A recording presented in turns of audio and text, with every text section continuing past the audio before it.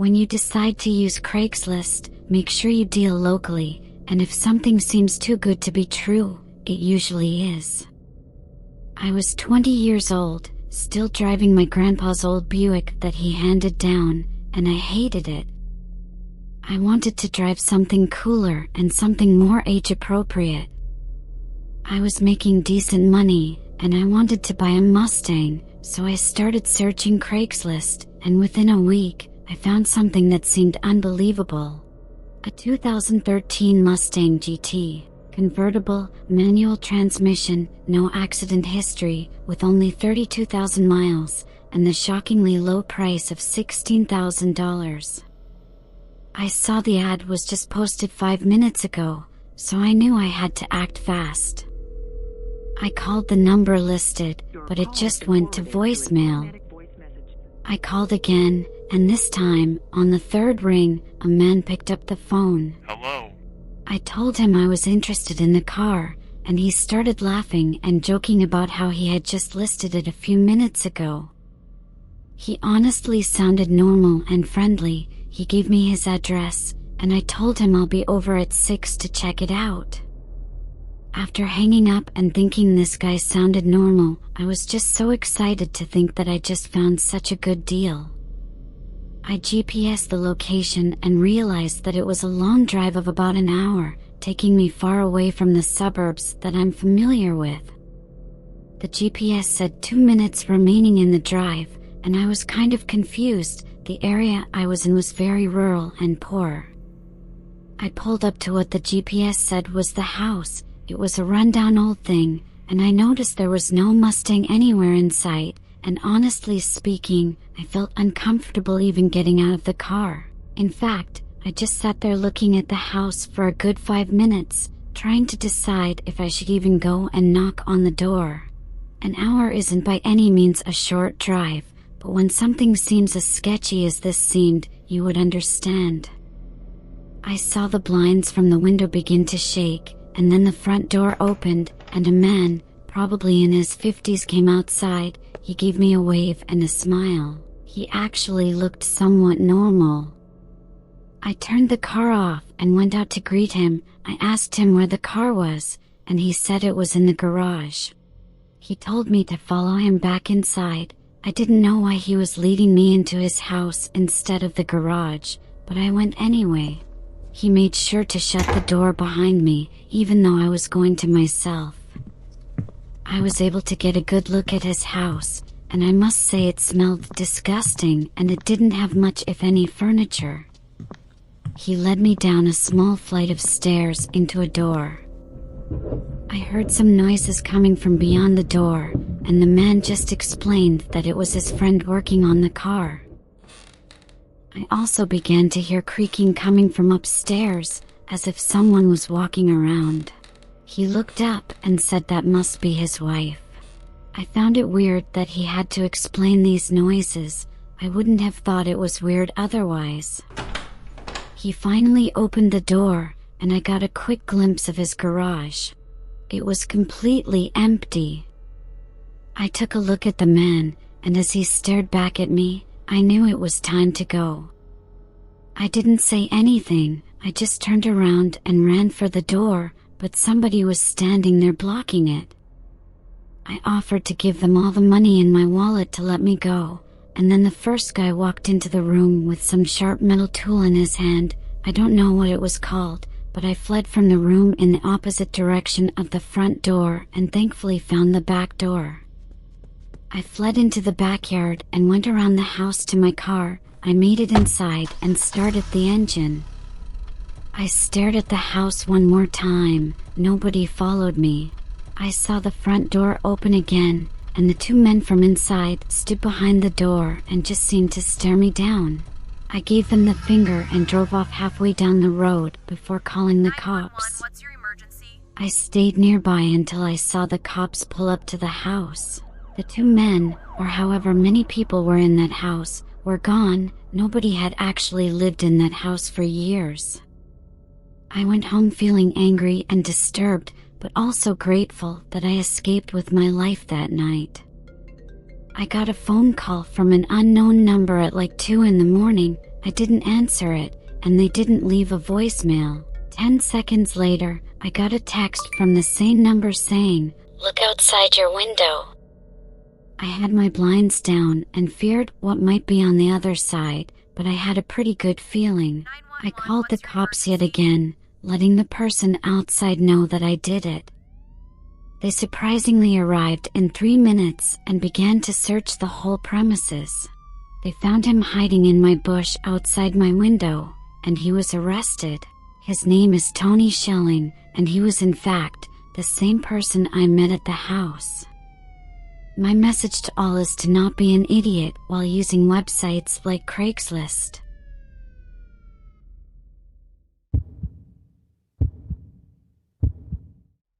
When I was 17, I was looking to buy my first car, so I was on Craigslist every single day. I wasn't looking for anything fancy, just a beater car that could get me from point A to point B. My budget was $3,000 at most, so the cars I was looking at were no newer than '03 or '04. I found an ad one day for a 2-door Honda Accord. It was listed for $2,000, and the mileage was under 80,000, so right away, I knew I wanted to check it out. The person who posted the ad lived a few towns over from us, a 20-minute drive on the highway. I convinced my mom to drive me out there to view the car after conversing with the guy over the phone. Originally, I texted him asking for details, but he ended up calling me. He sounded basically normal over the phone, actually rather polite. He answered some questions I had about the car and whatnot, and when he asked for my name and I told him Dan, he said, "Dan, what a great name. That's my name too."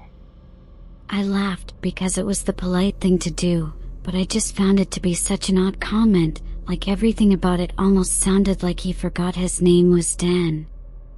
The pause between "what a great name" and "that's my name" just sounded sketchy.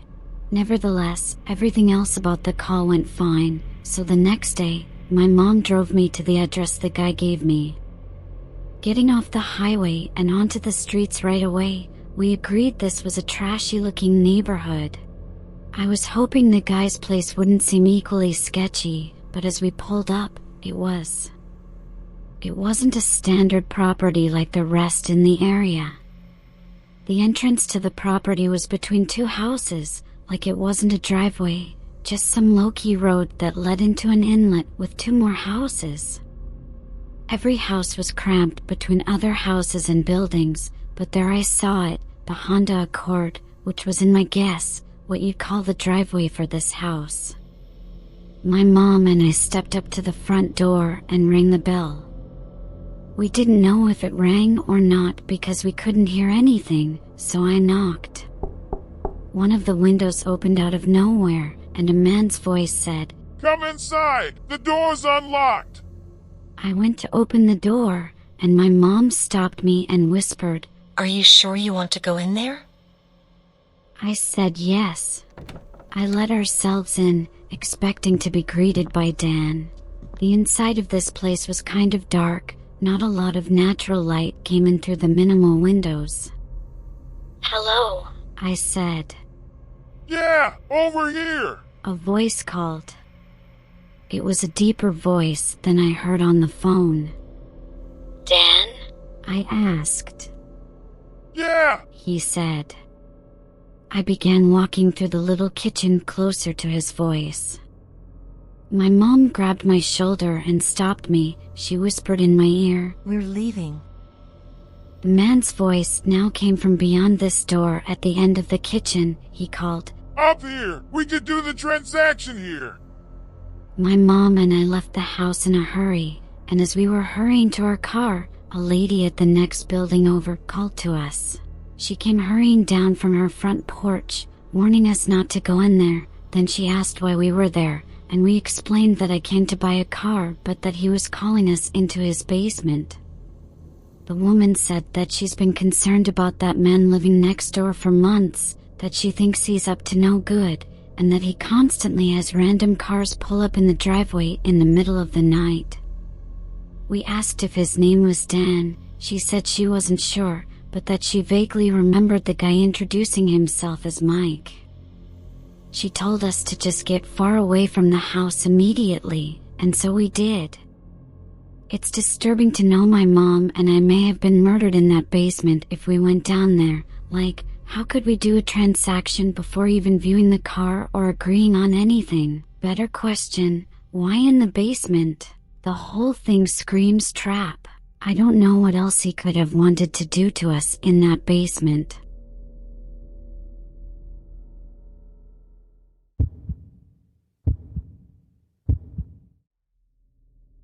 This happened 6 years ago. I was preparing to move into a house across the state and trying to get rid of anything that took up too much space.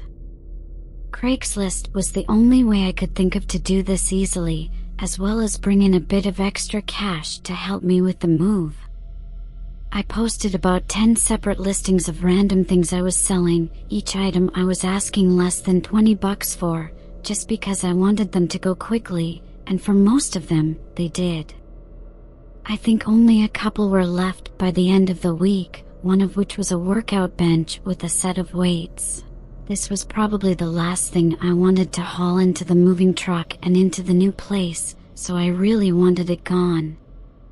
I waited until just a few days before the moving date before someone finally sent me an email. I opened it, and all they said was I can pick it up today, nothing more. I sent a reply asking what time they could come at. We ended up going back and forth over the course of an hour, but I'd be lying if I said I didn't find the interaction odd. They would only write a vague sentence or two per message, making it take forever to plan out the exchange. In most other situations, I would never give away my address, especially in such a weird conversation, but I was moving away in just a few days, so I didn't feel it mattered too much. I sat on my phone in the kitchen for a while, just waiting for the guy to arrive. 30 minutes went by with no call or text until I heard a car pull up outside and then footsteps coming up to the front door. I waited for the doorbell or a knock, but nothing came, so I went up and opened the door. He looked startled, like he wasn't expecting it, but he also wasn't doing anything. From the small glimpse I got while opening the door, it looked like he was just standing there, staring forward with his hands in his pockets. You're here for the workout stuff? I asked. He nodded, and I invited him inside and showed him to where the bench and weights were, then let him check out the stuff for himself, except he didn't. He stood there and looked at it but didn't do much else. I already knew after the emails that this guy was going to be quiet and probably shy or something, but something else was definitely off about this guy. We stood next to each other as I waited for him to say something or check out the bench. It was a really awkward minute, but then there was a knock at the front door. The guy's head whipped around, and he looked at me with wide eyes like he was gauging my reaction. Although my gut was telling me this was something horrible, I tried to play it cool. I started walking to the front door, and the guy followed close behind me, and right before I got to the hallway, he stopped me by grabbing my arm. I immediately pulled away and asked him what was going on, but he kept that same blank face and didn't say anything. There was another knock, and this time the man instantly ran down the hallway and swung the door open, giving me enough time to turn around and run out the back door. I looked back and saw 3 more men entering my house.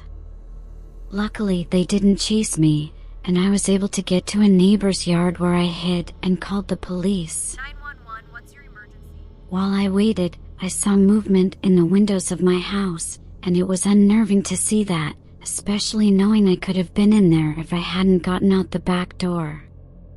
A whole 5 minutes passed before the movement stopped, and a couple of minutes after that, the police showed up.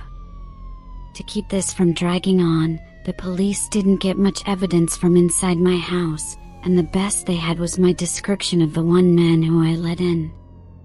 The 4 intruders couldn't take much, at least considering my house was mostly empty at this point in the moving process. What they would have done to me had I opened the door or stayed inside the house is unknown, but I think it's unlikely that I would have gone unharmed though. I've never opened Craigslist even once since then, and I encourage everyone else to do the same.